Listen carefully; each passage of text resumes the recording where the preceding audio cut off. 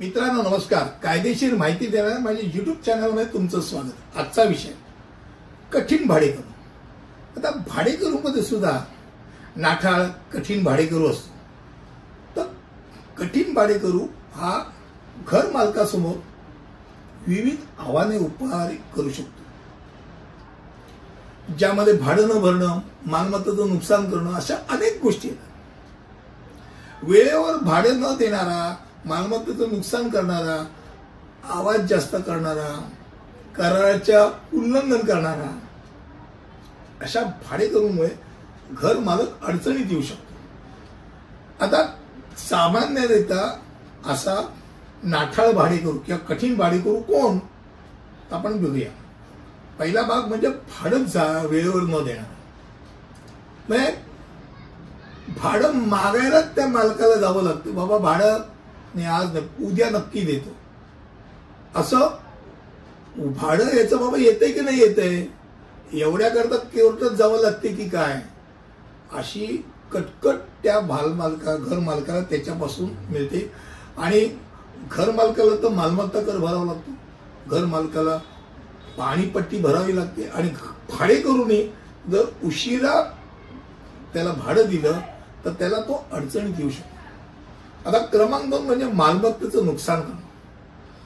भाडेकरूने दुर्लक्ष, अयोग्य वापर, कुठेही काहीतरी फेकतोय, कुठेही स्टोर लावतोय, जाळतोय, आणि जाणून बुजून त्यांनी काहीतरी काशी कृत्य करतो की ज्यांनी मालमत्तेचं नुकसान होते.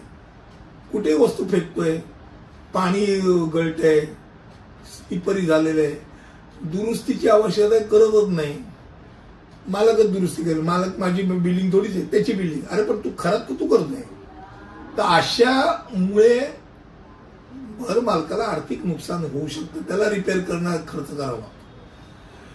अनेक भाडेकरू घर मालकाच्या परवानगीशिवाय मेजनीन फ्लोर पण करून टाकतात. तर बाबा त्याची परवानगी लागते मालकाची, करून टाकलं. विस्कळीत वर्तन म्हणजे त्या व्यक्तीचं वर्तनच एवढं विपरीत असतं. मोठ्या मोठ्या आवाजात बोलणार, भांडणार, रात्री अपरात्री आदळापट, भांड्यांची आदळापट, बायको नवऱ्याचं भांडण, सत्यानाश, सगळ्यांच्या झोपेचा सत्यानाश. रात्री अपरात्री त्या कुठल्या तरी भाडेकरूचं मुलगी येते, मुलगा येतोय, ठाक ठाक ठाक ठाक, वादविवाद चालू झाला. किंवा दारू पिऊन येणार आहात, असून खोळंबा नसून खोळंबा, आणि मग त्याच्या औरवाच्या शिव्या. आता ह्याला सांगायला गेलं तर तो शिव्या मालकाला घालणार. अडचणीची कथा आहे.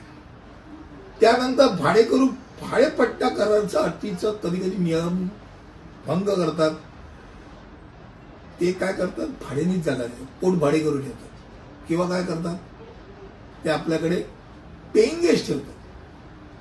कॉलेजची पोरं असतात किंवा पोरी असतात, ते 4-4 पोरं 4-4 पोरी गावावर येतात, रत्नागिरी, सातारा, कोल्हापूर, त्यांना राहण्याकरता सोय.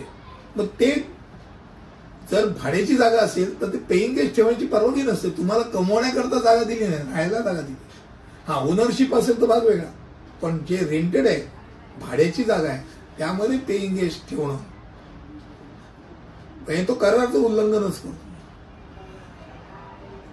अनेक गोष्टी अशा असतात की ज्यात जर तुम्ही त्या भाड्याच्या पावतीच्या मागे दिलं असतं की कुत्रा ठेवता येणार नाही किंवा काही श्वान ठेवता येणार नाही, तरी ते असं आणून ठेवणं की जेणेकरून त्रास होणार.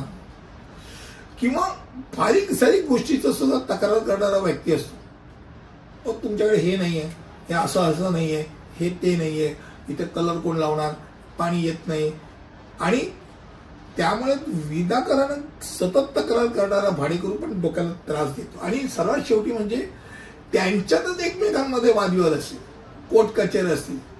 कोण भाडेकरू, माझे आजोबा भाडेकरू, म्हणजे आता मी पण भाडेकरू, माझा काका कसा, काकाने सांगितलं हा कसा, भाचा कसा, एकमेकांबरोबर ते केसेस केल्या. तर त्या केसेसमध्ये मालकाला ते पार्टी बनवतात, वन ऑफ द पार्टी. मालकाला अनावश्यकरित्या कोर्टात वकील द्यावा लागतो. काही मालक असे असतात की ते पोचलेले असतात, त्यांच्याकडे पोचलेले वकील असतात.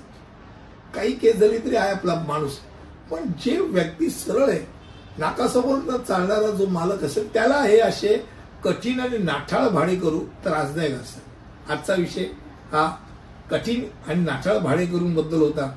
पुढील व्हिडिओमध्ये असंच काहीतरी घेऊन तिथपर्यंत इथेच थांबतो. धन्यवाद.